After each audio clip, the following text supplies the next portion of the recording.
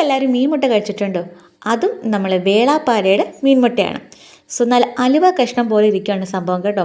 അപ്പോൾ ഇത് നല്ല രീതിയിൽ കഴുകി വൃത്തിയാക്കി എടുത്ത് ഇനി നമുക്കൊരു പാൻ വെക്കാം. അതിലേക്ക് എണ്ണ ഒഴിച്ച് കടുക് പൊട്ടിച്ച് സവാളയും കൊച്ചുള്ളിയും നല്ല രീതിയിൽ കുനുകുനാന്ന് അരിഞ്ഞത് തട്ടിയിട്ടു. പിന്നെ അതിലേക്ക് ഇഞ്ചി, വെളുത്തുള്ളി, പച്ചമുളക്, ഉപ്പും ചേർത്ത് നല്ല രീതിയിൽ വഴറ്റിയെടുക്കുക.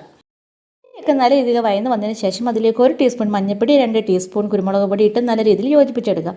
അതിനുശേഷം നമ്മൾ കട്ട് ചെയ്ത് വെച്ചിരിക്കുന്ന മീൻ മുട്ട അങ്ങോട്ട് തട്ടിയിട്ട് കൊടുക്കുക. നല്ല രീതിയിൽ ഇളക്കി യോജിപ്പിച്ച് കുറച്ച് വെള്ളം ഒഴിച്ച് 5 മിനിറ്റ് നേരം ഒന്ന് അടച്ച് വെച്ച് വേവിക്കുക.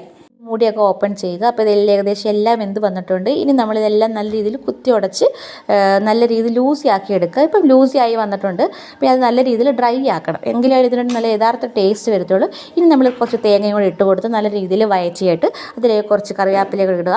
സംഭവം റെഡി ആയിട്ടുണ്ട്. സൂപ്പർ ടേസ്റ്റാണ് കേട്ടോ. ഉണ്ടാക്കി നോക്കണേ.